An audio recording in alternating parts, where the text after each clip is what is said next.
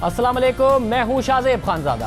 आज एक बार फिर नवाज शरीफ अदालत में पेश नहीं हुए, मगर समात वाले दिन ही लंदन में बैठकर एक जारहाना खिताब किया। अदालत अदम पेशी पर बरहम नजर आई क्योंकि हुकूमत ने वाज़ेह तौर पर अदालत को आज बता दिया कि बरतानवी कॉमनवेल्थ के दफ्तर ने नवाज शरीफ के वारंट गिरफ्तारी की तामील से मुताल्लिक मदद फराहम करने से इनकार कर दिया है, जिस पर अदालत ने सख्त रिमार्क्स देते हुए कहा कि नवाज शरीफ पूरे निज़ाम को शिकस्त देकर गए हैं। वो लंदन में बैठकर इस सिस्टम पर हंस रहे होंगे।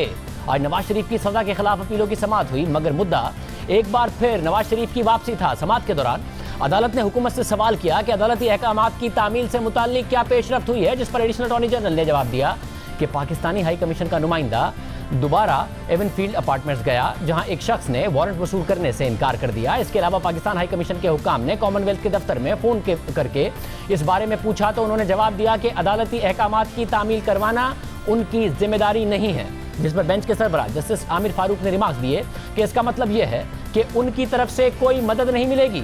जस्टिस मोहसिन अख्तर कियानी ने रिमार्क्स दिए कि अदालत ने मुजरिम के नाकाबिले ज़मानत वारंट गिरफ्तारी जारी की है। अब देखना यह है कि क्या साबिक वजीर आजम जानबूझकर अदालती अहकामात की तामील नहीं कर रहे। इस मौके पर नायब प्रोसिक्यूटर ने अदालत को बताया कि नवाज शरीफ वारंट गिरफ्तारी जारी होने से आगाह हैं, उन्हें इश्तिहारी करार देने की कार्रवाई शुरू की जा सकती है, जिस पर अदालत ने रिमार्क्स दिए कि ये तो नवाज शरीफ के वकील ने भी बताया था कि उन्हें अदालती ऑर्डर से आगाह किया गया है। देखना है कि क्या जानबूझकर अदालती कार्रवाई से फरार इख्तियार किया जा रहा है। हमें शवाहिद के साथ खुद को मुतमईन करना है कि अदालत ने वारंट्स की तामील के लिए अपनी पूरी कोशिश की।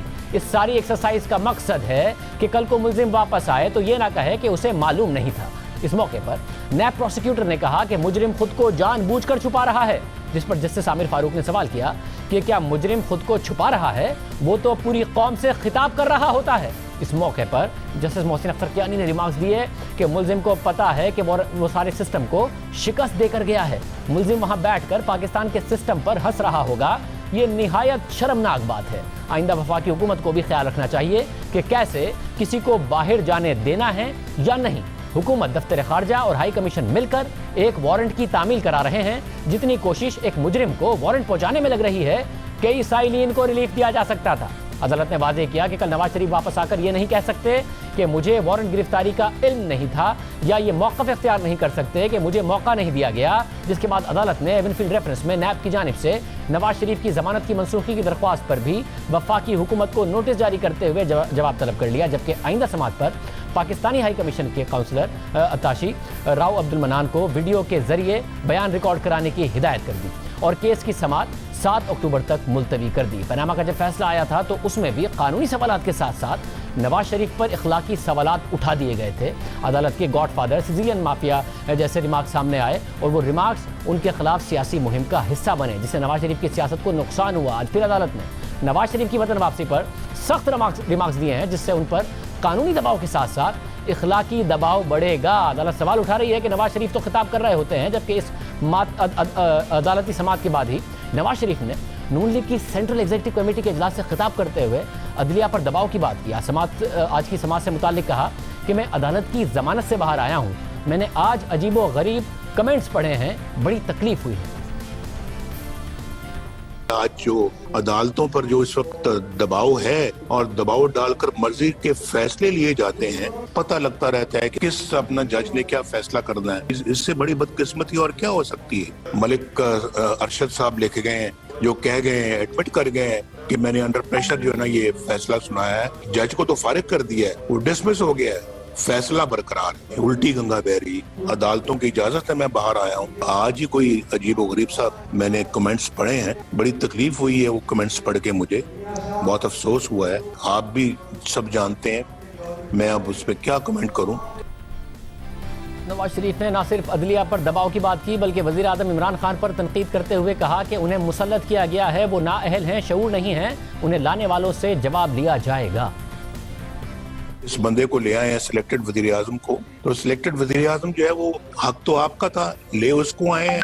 नाअहल आदमी है, आता जाता कुछ नहीं है, पागल है, उसको पता ही नहीं है हुकूमत करना किसको कहते हैं, हुकूमत चलाना किसको कहते हैं। उस बंदे को तो कोई इस शऊर ही नहीं है, खाली है उसका जहन। तो उस बंदे को ले आए हैं, पछता तो रहे होंगे कि लाए भी तो हम किस बंदे को लेके आए हैं, लेकिन अब आप लाए, आप ही को जवाब देना होगा।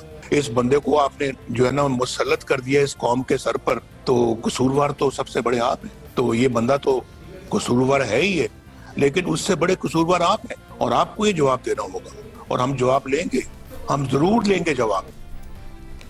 साबिक वज़ीर आज़म नवाज शरीफ ने इल्जाम लगाया कि पार्लियामेंट को कोई और चला रहा है। जिस पार्लियामेंट के मेंबर हम बने हुए हैं वो पार्लियामेंट कितनी खुद मुख्तार है। लोगों से पता लगता रहता है कि वहाँ उस पार्लियामेंट को कोई और चला रहा है। वहाँ पर दूसरे लोग हैं जो आके डायरेक्शंस देते हैं कि जनाब आज एजेंडा ये होगा और आज इस बिल पे ये वोटिंग होगी और फलां कल ये होगा, कमेटी फलां बिल को मंजूर करे, फलां बिल को देखे। हमारी तो असेंबली भी अब माफ कीजिएगा कॉम्प्रोमाइज्ड है। नवाज शरीफ ने मजीद कहा कि धांधली को कबूल नहीं कर सकता, अंग्रेजों की गुलामी से निकलकर आज अपनों की गुलामी में आ गए हैं। RTS बंद हुआ था तो तकदीर का फैसला समझ के उसे कबूल कर लें। जो धांधली हुई है क्या उसको हम कबूल कर लें? आज आप किसी का हक छीन कर किसी और को दे देते हैं और किसी के हक से उसको महरूम करके किसी और की झोली भर देते हैं, तो क्या फिर हम इन सब चीजों को तस्लीम कर लें, कबूल कर लें, अपने ज़मीर को मार दें? मेरा तो ज़मीर इसको कबूल नहीं करता। आज तो हम अंग्रेजों की गुलामी से निकलकर आप अपनों की गुलामी में आ गए हैं। नवाज शरीफ का मजीद कहना था कि इलेक्शन से पहले मुझे और मरियम को जेल में डालकर धांधली कर दी। ये सब केयर टेकर हुकूमत कर रही थी या उसके पीछे कोई और कर रहा था?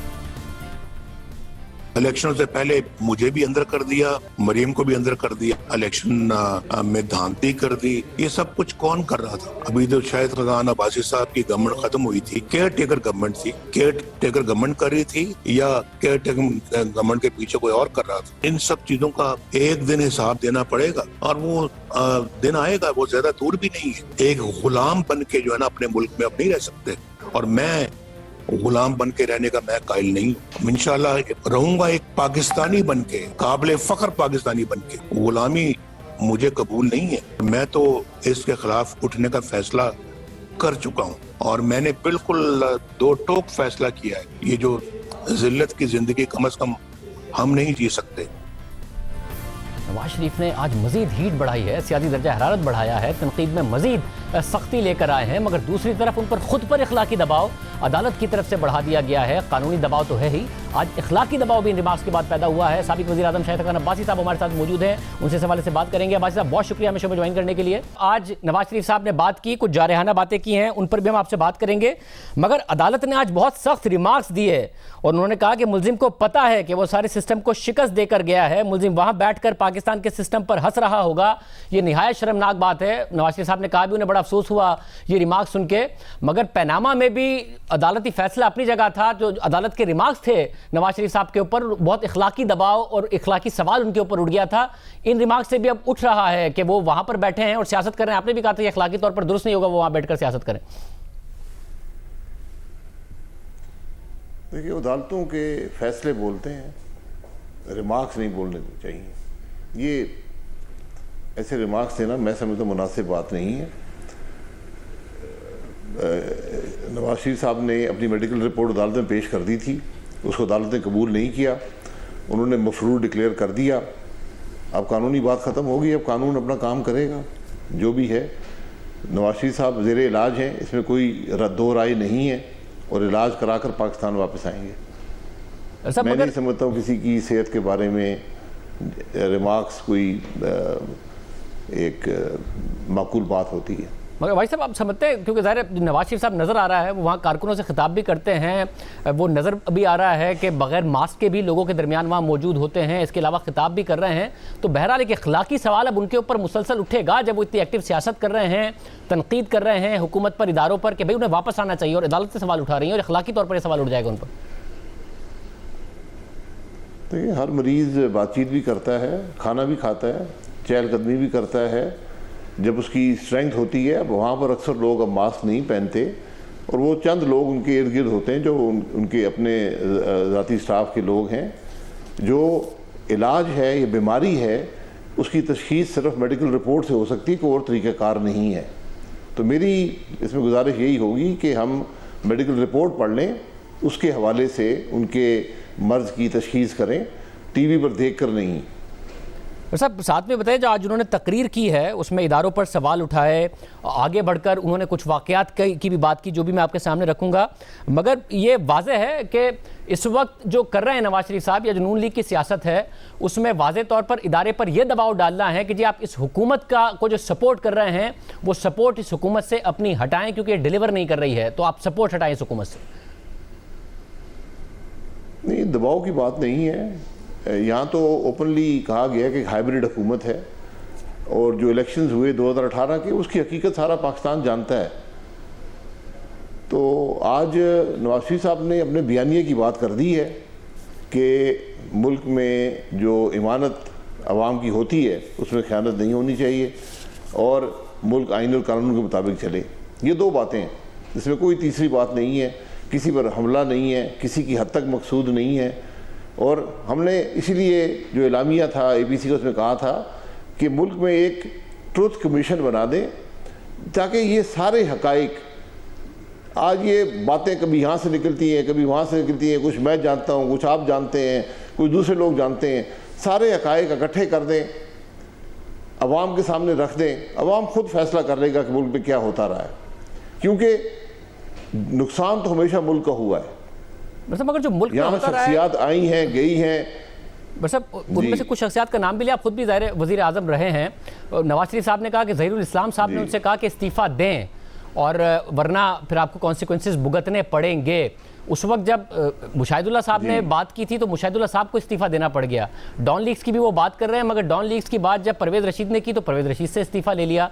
आप थे वज़ीर आज़म जब बलूचिस्तान के साथ जो कुछ हुआ, तो हुकूमत में तो मुसलसल कॉम्प्रोमाइज़ करते रहे नवाज शरीफ साहब। आज जिन चीज़ों की बात कर रहे हैं उस वक्त नहीं बोलना था, आपको नहीं लगता देर से बात कर रहे हैं सारी?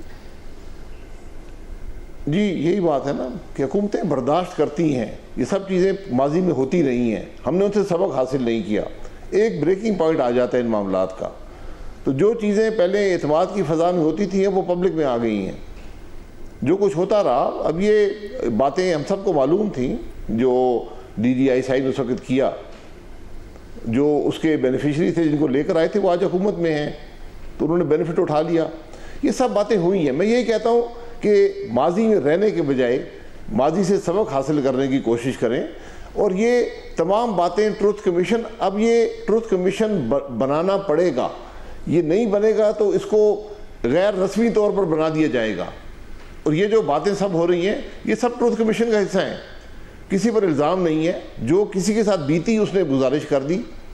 माजी में ये बातें नहीं की जाती थी, बहुत अरसे बाद निकलती थी, अब जिस किस्म का मीडिया है, जिस किस्म का माहौल है, सब बातें बाहर आना शुरू हो गई हैं। ये मैं इसको बुनियादी तौर पे अच्छा इस सेंस में कि इसके असरात मुल्क पर होते हैं, लेकिन अब ये बातें करनी पड़ गई हैं, ये बातें पब्लिक डिबेट का हिस्सा बन गई हैं।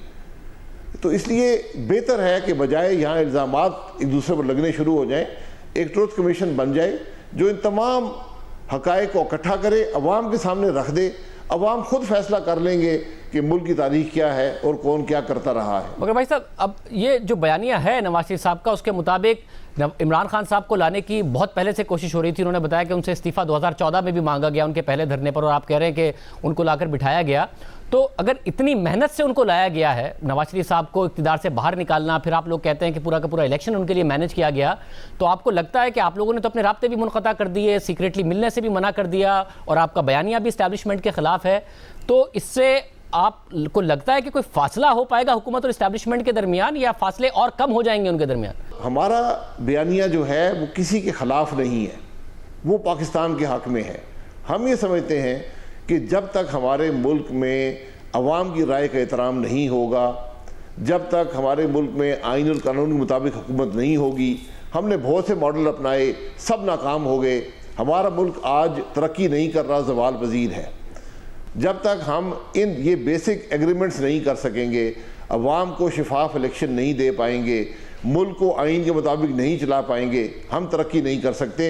ये बुनियादी बयानिया है, इससे मगर कोई पाकिस्तानी इख्तलाफ नहीं करता। ये बुनियादी है तो क्या मुत्तफ़िका भी है? क्योंकि पीपल्स पार्टी और आपके दरमियान माजी बईद में नहीं, माजी करीब में कुछ ऐसे वाक़यात हुए, और आज तो ख्वाजा आसिफ साहब ने कहा उन्हें आज भी ट्रस्ट नहीं है आसिफ अली जरदारी साहब पर। तो आप लोगों को ट्रस्ट है कि पीपल्स पार्टी आपके साथ इस सारे के सारे मामले में खड़ी रहेगी?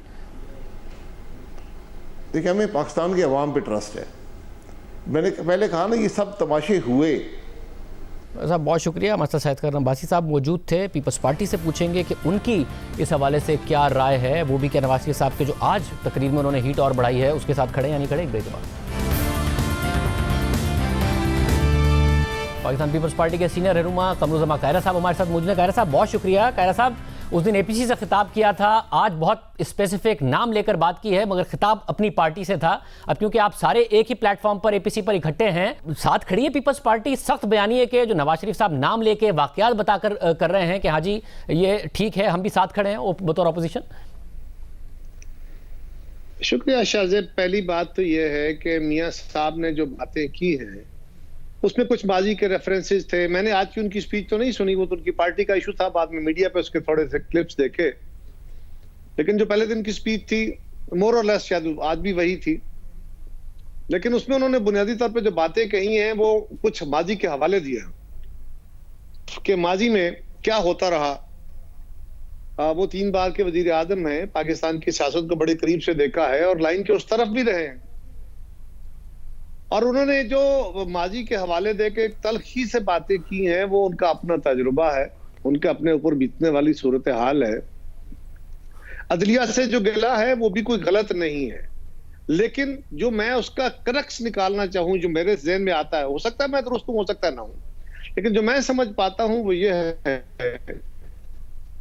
कि मियां साहब मुल्क के अंदर आईनी स्ट्रक्चर को मजबूत ढांचा देखना चाहते हैं और पाकिस्तान के अंदर एक आईनी हुक्मरानी देखना चाहते हैं। तो उन्होंने जो बातें कही हैं वो ये है कि इस मुल्क को चलाने के लिए आईनी ढांचे के अंदर रह के सबको काम करने की जरूरत है।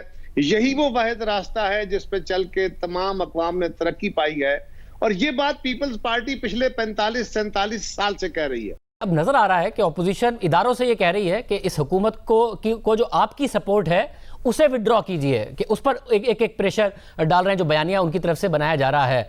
आपको लगता है सब में, जब नवाज शरीफ साहब ने तो अपनी पार्टी को यह भी कह दिया कि अब खुफिया मुलाकात भी नहीं होगी, पार्टी की मर्जी के बगैर कोई मुलाकात नहीं होगी, ये सब चीज़ों में आपको लगता है कि इसका कोई काउंटर प्रोडक्टिव होगा या इसका कोई फर्क पड़ेगा और मस्बत आप लोगों को असर मिलेगा, या इसका उल्टा असर पड़ेगा? शाहजेब साहब ये फरमाइए, आपने कहा कि कोशिश की जा रही है, मियां साहब कहते हैं कि आप लाए हैं और आप पीछे हटिए। अगर ये बात दुरुस्त है जो मियां साहब कह रहे हैं, हम भी सारे कह रहे हैं कि ये इलेक्शन फेयर नहीं है, तो फिर ये क्या मुतालबा नामुनासिब है?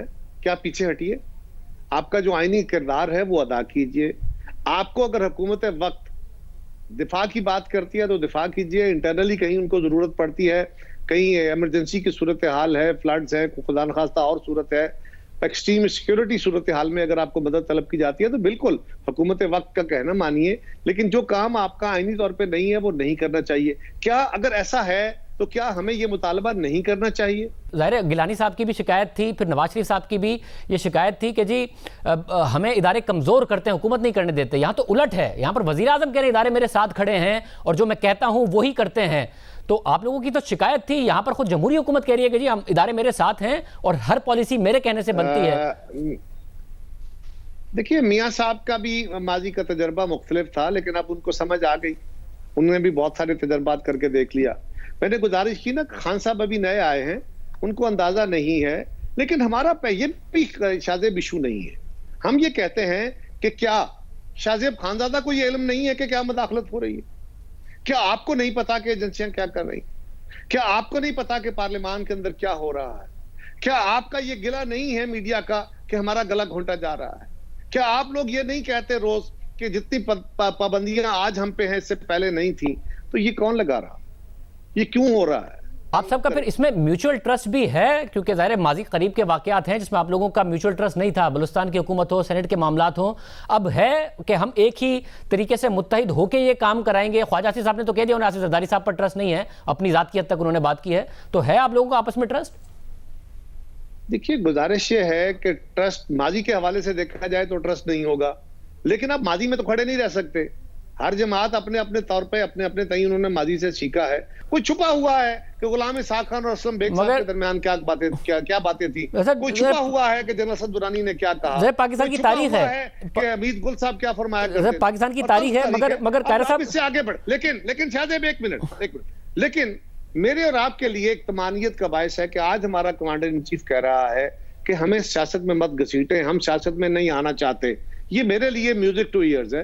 अब अगर वो डेमोन्स्ट्रेट कर दें, सियासी जमातें अपनी विल, अपने वादे वो डेमोन्स्ट्रेट करें, लोगों के साथ कमिटमेंट को वो डेमोन्स्ट्रेट करें, अपने अंदर डेमोक्रेसी को डेमोन्स्ट्रेट करें, अदलिया अपने फैसलों के जरिए इंसाफ डेमोन्स्ट्रेट करे, मीडिया डेमोन्स्ट्रेट करे, तो सिविल सर्विस जो है वो डेमोन्स्ट्रेट करे। ये डेमोन्स्ट्रेशन लोगों को ट्रस्ट दिलाएगी, अदरवाइज कोई रास्ता नहीं। अच्छा खैर साहब, आपको इस सारे के सारे प्रोसेस में अगर आप नून लीग के पास लूज करने के लिए कुछ नहीं है, ना कोई हुकूमत है, आपके पास सिंध की हुकूमत है, दूसरी तरफ आपके ऊपर केसेस हैं, तो क्या आप सिंध की हुकूमत कुर्बान करने के लिए इस प्लेटफॉर्म पर तैयार होंगे, या फिर अपने केसेस में अगर आपको रिलीफ मिलता है तो आप इस प्लेटफॉर्म से पीछे हटने को तैयार होंगे?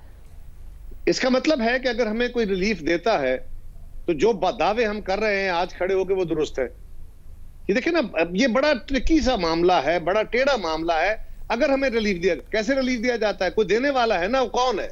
वो कौन सी इनविजिबल फोर्स है? वो तो आपको पता है ना अच्छे से, बलूचिस्तान की हुकूमत कैसे गिरी, कैसे संजरानी साहब चेयरमैन सेनेट बने, आपको अच्छे से पता है। वो अपने उसी तजर्बे की बुनियाद पे ही कह रहा हूं कि गलतियां सबसे हुई हैं। हेलो जी जी, तो ये शाहजेब साहब, जी आप कह रहे हैं गलतियां सबसे हुई हैं, आइंदा आप गलती नहीं दोहराएंगे? नहीं देखिए ना, मैं कह रहा हूं कि मैं इंसान हूं, गलतियां फिर भी मुझसे होनी है, मैं फरिश्ता तो नहीं बन रहा ना। लेकिन अपने तजुर्बे से इंसान का कमाल ये होता है कि वो गलतियां सीखता चला जाता है और गलतियां कम करता है। गलतियां फिर भी इंसान से हो जाती है, उसकी नीयत गलती ना करने की होनी चाहिए। और मेरे पास कोई वजह नहीं है कि मैं इस बात को ना मानूं मियां नवाज शरीफ की कि अब मैं ऐसी गलती नहीं करूंगा। मियां नवाज शरीफ साहब के पास कोई वजह नहीं है ऐसी कि वो आसिफ जरदारी साहब की बात ना माने।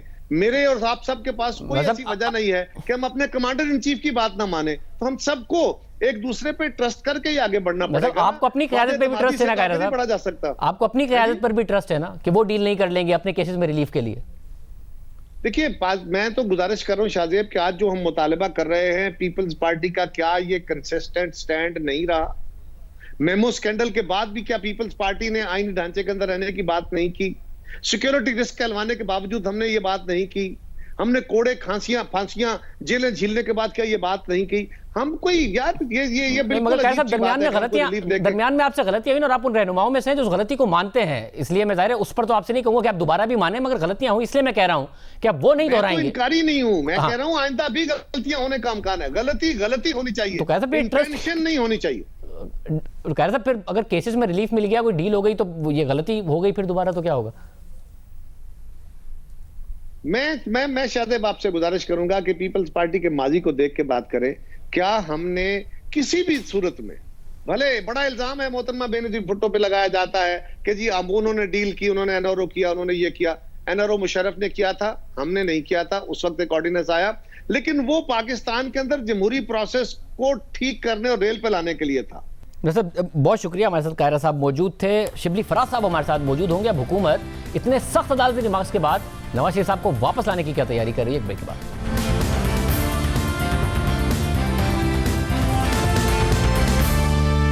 हमारे साथ वफाकी वजीर इत्तला शिबली फराज साहब मौजूद हैं। शिबली फराज साहब बहुत शुक्रिया। शिबली फराज साहब, आज अदालत के सख्त रिमार्क सामने आए, मगर अदालत को हुकूमत ने बताया कि बरतानवी कॉमनवेल्थ के दफ्तर ने नवाज शरीफ के वारंट गिरफ्तारी की तामील से मुतालिक मदद फराहम करने से इनकार कर दिया है। अब आपकी काबीना में भी बात हुई, अगर वहां से मदद नहीं मिल रही है, नवाज शरीफ साहब तकारीर कर रहे हैं, आज भी उनकी तरफ से की गई, कैसे वापस लाएंगे, क्या लाएमल बनाया है? देखिए शाहजेब, बात यह है कि इसमें इसके दो पहलू हैं। एक जो है इसका कानूनी पहलू है और दूसरा इसका जो है वो इखलाकी पहलू है। तो इखलाकी पहलू को तो पाकिस्तान मुस्लिम लीग नून या नवाज शरीफ उसको तो वो समझ नहीं पाते हैं या उसकी कोई परवाह नहीं है। अब जो कानूनी हमारे पास ऑप्शंस हैं वो जाहिर है कि हमने उन्हीं को इस्तेमाल करना है, जिसमें कि जो बेसिकली जो जज साहब की जो वो थी इंस्ट्रक्शन थी वो यही थी कि हमारा जो एम्बेसी का जो स्टाफ है उन्होंने वहां पे डिलीवर करने की कोशिश की, लेकिन वो उन्होंने उसको रिसीव करने से इनकार कर दिया। तो बुनियादी तौर पे जो अदालत का मकसद था वो यही था कि ये प्रूफ हो सके कि आपने कोशिश की है और आपने जो मतलूब है वो इससे बाखबर है कि उसको वारंट उसके खिलाफ आया है। अब हम जो है तो ज़ाहिर है बरतानवी हुकूमत से भी हम राब्ते में हैं और हम तो अपनी तरफ से कोशिश करेंगे, लेकिन असल चीज़ तो यही है कि एक शख्स जो कि कानून से फरार इख्तियार कर चुका है जिसका कि जज साहब के कमेंट से बड़ा जाहिर होता है, जो कि बेसिकली हर उस कानून की एहतराम करने वाले या उस बाज़मीर शख्स की एक आवाज़ है जो कि जस्टिस कियानी साहब ने दी।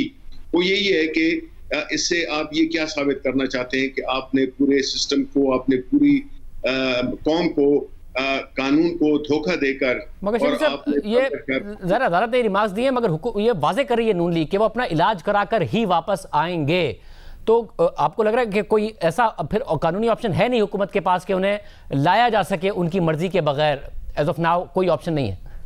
देखिए, इसके साथ साथ ये वो अपनी जगह पे जो कानूनी तकाजे हैं वो हम पूरी करेंगे, और जो भी हमारी बस में है कानूनी तौर पे उनको वापस लाने में हम वो कोई उसमें कोताही नहीं बरतेंगे। लेकिन ये फैक्ट तो रहता है ना शाहजेब कि एक शख्स है जो कि अपने आप को डेमोक्रेसी का चैंपियन कहता है, वो शख्स है जो इस वक्त एक रूप बदला हुआ है उसने जमहूरियत का चैंपियन होने का, वो कानून से फरार करता है। How does that work? ये किस तरह चलता है?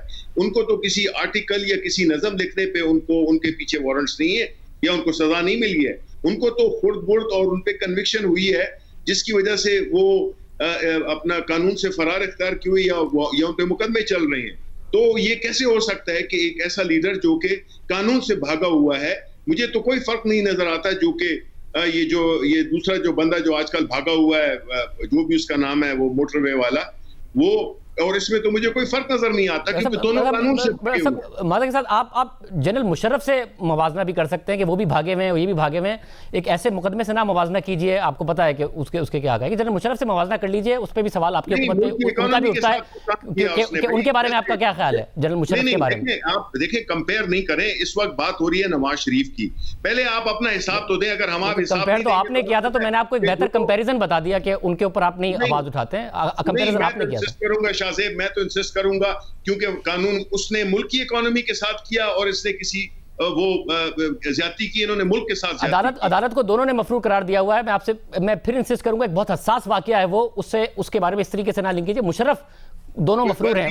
मैंने कह दिया, आप, मैं रिस्पेक्ट करता हूं जो आप बात कर रहे हैं। Fine, we move on.